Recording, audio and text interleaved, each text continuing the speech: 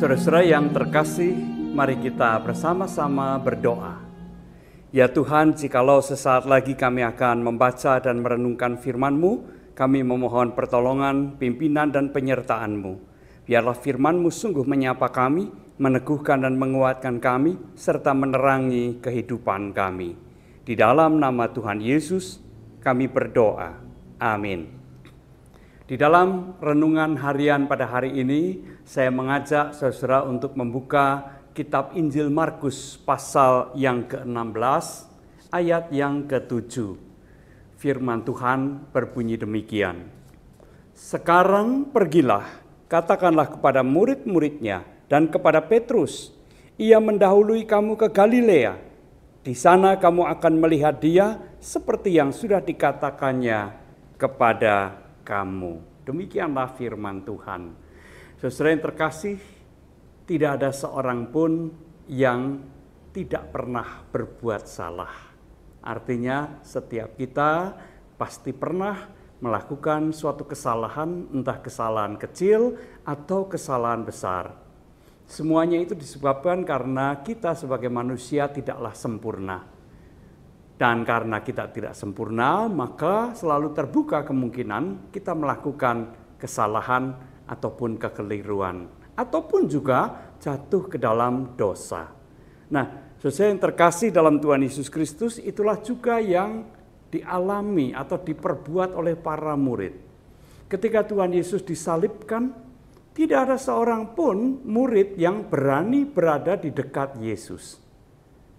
Bahkan seorang murid yang pernah sesumbar mengatakan bahwa sekalipun semua orang terguncang imannya, aku sekali-kali tidak akan terguncang.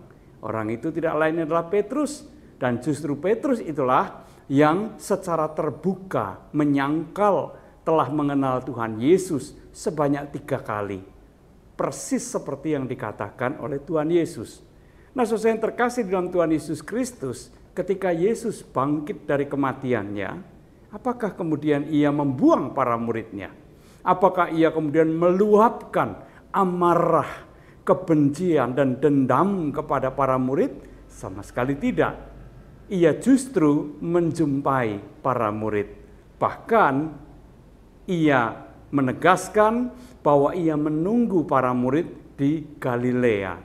Pernahkah saudara berpikir atau merenungkan kenapa Galilea dipilih sebagai tempat untuk perjumpaan antara Tuhan Yesus yang bangkit dengan para muridnya? Saudara yang terkasih di dalam Tuhan Yesus Kristus, kalau kita membaca kitab Injil, maka kita akan melihat bahwa di Galilea itulah tempat pertama kali Tuhan Yesus berjumpa dengan para muridnya. Di Galilea itu pula lah para murid atau orang-orang yang ada di Galilea itu yang kemudian menjadi 12 orang murid Tuhan pertama kali dipanggil oleh Tuhan Yesus untuk menjadi muridnya, untuk menjadi pengikutnya.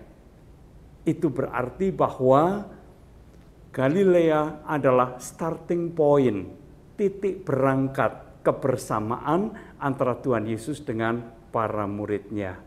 Dan ketika Tuhan Yesus bangkit dari kematiannya, lalu mengajak para murid untuk kembali bertemu di Galilea, maka apa yang dipikirkan atau yang dinyatakan oleh Tuhan Yesus tadi, mau mengatakan, mari kita mulai lagi.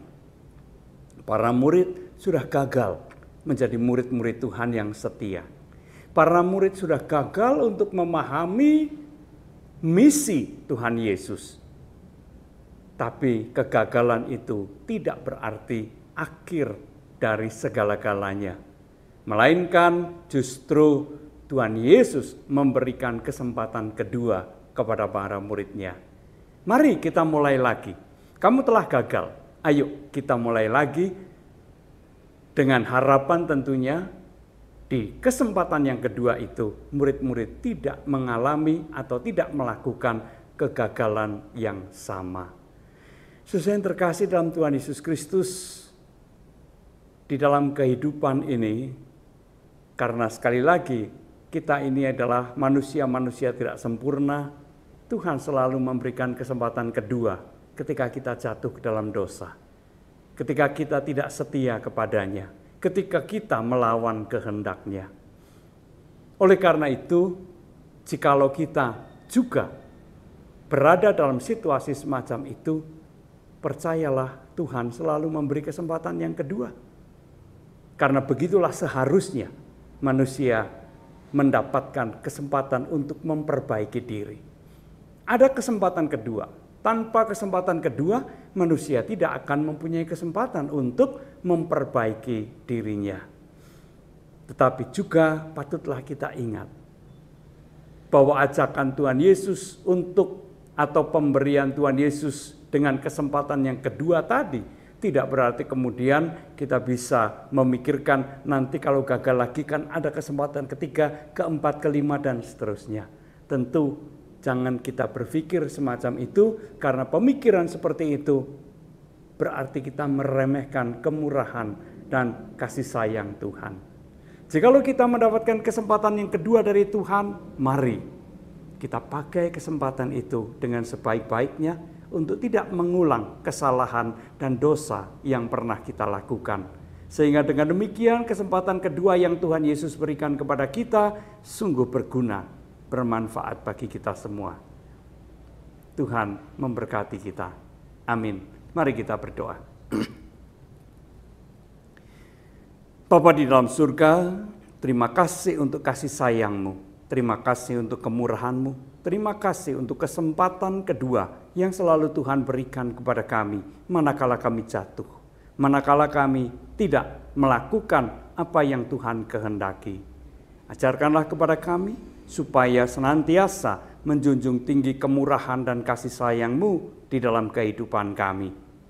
Ajarkanlah kepada kami untuk memakai setiap kesempatan yang baru dengan sebaik-baiknya, sehingga hidup kami juga terus diperbarui dari sehari ke sehari. Terima kasih ya Tuhan, di dalam Kristus kami berdoa. Amin.